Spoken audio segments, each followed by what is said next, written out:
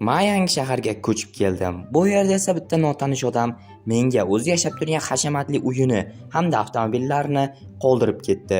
Bilmadim bolasiga o'xshatdimi yoki boshqa narsami. Xullas bu yerda yashash juda ham mazza. Bu yerda yashab yurganimda juda ham ajoyib voqealar bo'lishni boshladi. Albatta birgalikda kuzatamiz.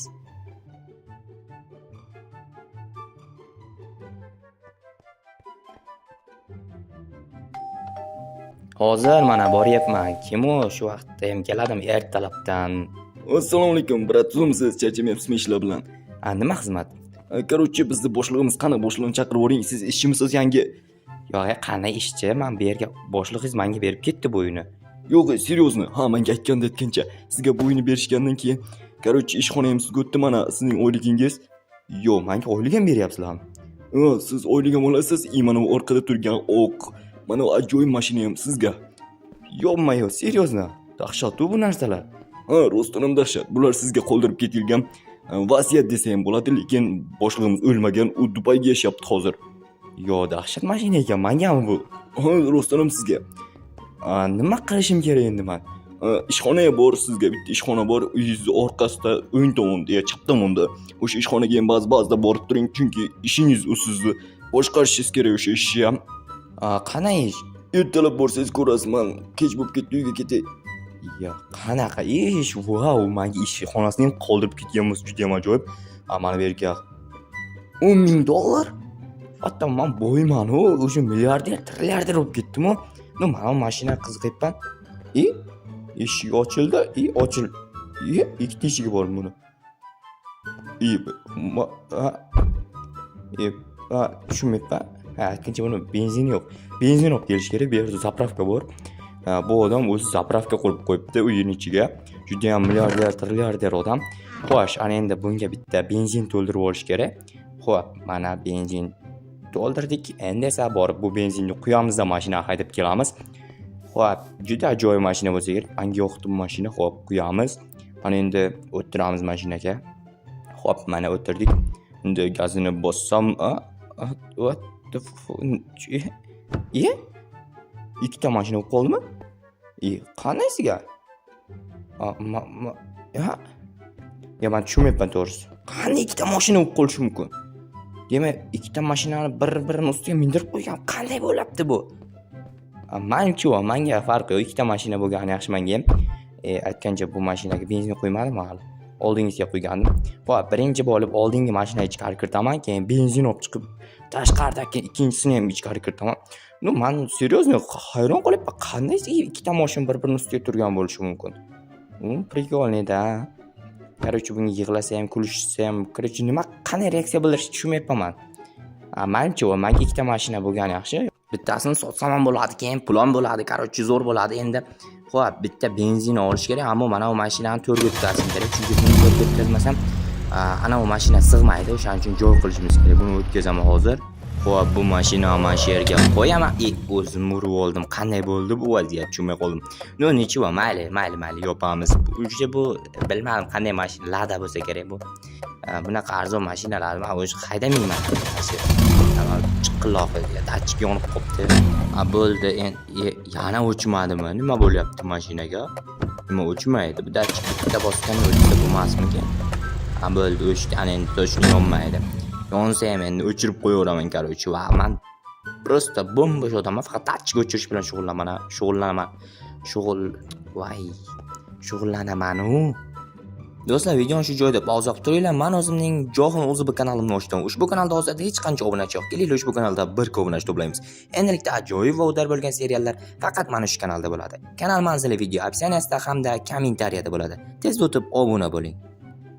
Tilim aylanmay qoldi, ko'rdinglar o'zinglar ham. Xo'p, mana bu mashinaga quyamiz benzinni, endi esa ichkari kiritamiz. Baloni zo'r ekan, sariq qanaydir emblemasi bor ekan. Xo'sh, menga yoqdi bu mashina, to'g'risi. Bezak yurar ekan, eng muhimi. Menga o'zi avtomobilning ovozi yoqmasdi. Xo'p, men shu to'g'ri haydab borsam joy bo'ladi va mana shu yerga asta joylashtirib qo'yaman burib. Menga yoqdi, albatta, ichki salonlari ham, tashqi tomoni ham chiroyli mashina ekan. Xo'p, mana endi qo'yib oldim mashinani orqasi yaxshi tegmayapti. Tekkanda bor, mendan qimmat bo'lsa kerak mashina. Xo'p, o'sha kech bo'lib qoldi. Endi uyimga kirib uxlayveraman. Undan oldin mana bak nimaga joylab qo'yaman, lekin bu yerga bak qo'ymas kerak, chunki elektrokarni sandiqchasi edi. No, menga farqi yo'q, to'g'risini aytsam. Endi yotoqxonaga chiqib uxlayveraman, chunki o'sha kech bo'lib ketdi. Erta ishga borishim kerak. Ishga borish uchun esa yaxshilab dam olish kerak. Mana bu $10,000 qo'yamiz. Ana endi esa karavotga chiqaman, ya'ni spalniga, bizda kravat deyiladi, o'shanga chiqaman-da, uxlayveraman. Bo'ldi. Pastga qarab uxlayman. Men tepaga qarab uxlab olay. Xo'p, mana o'sha ertalab bo'ldi. Endi esa ishxonaga boraman bugun. Ishxonada nima qilasan, deyotganlar. Bilmasam hali, men ham shunga hayronman, nima qilsam ekan. Hali ishxonaga boray qani, ko'ramizda ishxonada nima bo'lishini. Xo'p, mashinani amallab chiqarib olsam shu yerdan. Birinchi bo'lib oldinga haydab, orqa bilan chiqib ketmasam, bu yerda burilish uchun sharoit umuman yo'q. Короче, orqaga asta-asta haydayman. Yur tezroq, menimcha yurmaydi bu mashina. Zatniga o'zi mashinalar sekin yuradi. Normal yurib ketdi, endi asta boramiz. Qanaydir siypanib yuradiganga o'xshayapti bu mashina, g'alati ekan. Ammo ovoz chiqmas ekan, balki ovoz chiqmasligining sababi shudir. To'g'risi umuman tushunmadim. Bu yerda svetofor bor, to'xtab turamiz. Agar bu yerda to'xtamasak, biz uyimizga bizdan oldin bitta xat borib turadi ichiga. Pul yozilgan bo'ladi. O'sha pul to'lamasak mashinamizni boshqa qaytib ko'rmasligimiz mumkin. O'shaning uchun qonun qoidaga amal qilganimiz ma'qul. Lekin bitta qonun qoidaga amal qilish kerak. Mana shu ishxonani aytganda shekilli chap tomonda deganda, esinglarda bo'lsa agar, bu yerda razvarat yo'q ekan, iloji yo'q, mana shu yerdan bir amallab o'tib olamiz. O'zi razvaratdan o'tish kerak qonun qoida bo'yicha. Biroz bo'lsa ham qonun qoidani bilaman, pravo olmagan bo'lsam ham. Pravasi haydab yuribsanmi, jo'xa desanglar, o'yinda pravam bor, real hayotda yo'qda pravam. Ana endi esa yangi ishxonani kuzatamiz. Mana eshikni yopamiz. Xo'p, jigar, qalaysan? Assalomu alaykum, brat. Siz charchamayapsizmi? Keling, men sizga ishxonangizni ko'rsataman. Siz yangi ishxonadasiz baribir. Aha, qanday ishxona bu? Короче, bizda 3 ta avtobus hamda 3 ta Isuzu bor. Biz bularni arendaga beramiz. Qarang, mana avtobuslar, zo'rlik 2 qavatli avtobusimiz ham bor. Wow, dahshat, eshikni ochish kerak avval. Garang, sen eshikni ochmay kirib ketding. Eshikni ochish kerak debman senga. Mana eshikni ochiraman deb ko'ryapsan.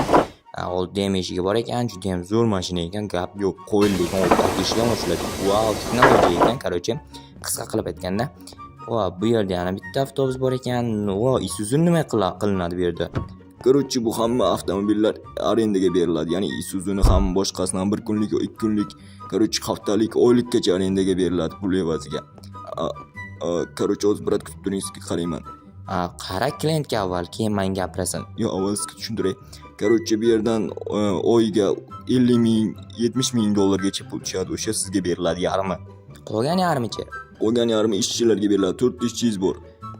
Qara, mana shu odamga qarab ol, keyin gaplashamiz. Xo'p, keling brat, nima xizmat? Men ham tez kerak, короче, 2 kun ishlataman, og'ir yuk tashiyman. Xo'p, unda men sizga mana bu chap o'ng tomondagi Isuzu'ni tavsiya beraman va $280 bo'ladi. Agar bir kun kechikadigan bo'lsangiz, har kuni $10 dan qo'shilib boraveradi. Mana bu o'ng tomondagi Isuzu'ni bor, bemalol olishingiz mumkin, plyus to'liq ekan. What the fuck? O'sha $280 ishlab qo'ydi. Juda zo'r ekan. Menga oyiga demak 50 ming, 70 ming, yarmi 35 ming, 40 ming atrofida kelar ekan. Menimcha juda yaxshi. Yo'q joydan shuncha pul. Nima ham derdim, menga foyda kelgani yaxshi, albatta. Chunki pul bo'lmasa nima kerak? Mana bu mashina yurganda baloni aylanmas ekan. Mana aytdim, nima bunday sipanganga o'xshab yuradi bu mashina desam, baloni aylanmas ekan. Bu вообще boshqarib bo'lmayapti, qaranglar. Yo'ldan chiqib ketyapti, rul aylanmayapti. Bu mashinani qanday boshqarib uyimga boraman endi? Asta-asta haydab boray nima bo'lsa ham. Xo'p, yaxshisi ichidan qarab ketgan. Ashma bunday qilib boshqarsam menga qulayroq ko'rinyapti. Yo'limdan o'tib ketdi, uyimdan o'tib ketdim, to'g'rimiz ishlamayapti. Bu qanday mashina? To'g'rimiz ishlamayapti. Yopma, yo. What the to'g'rimiz ishlamay qoldi. G'alati mashina ekan bu. Qarorchi do'stlar, ushbu serialimiz sizga yoqqan bo'lsa, videoga like bosing. Agar yoqmagan bo'lmasa ham bosib qo'yavering, sizdan nima ketadi. Endilikda barcha ajoyib va zo'r bo'lgan seriallar bizning John Uz kanalimizda chiqib boradi. Barchangizni ushbu kanalga tavsiya etaman.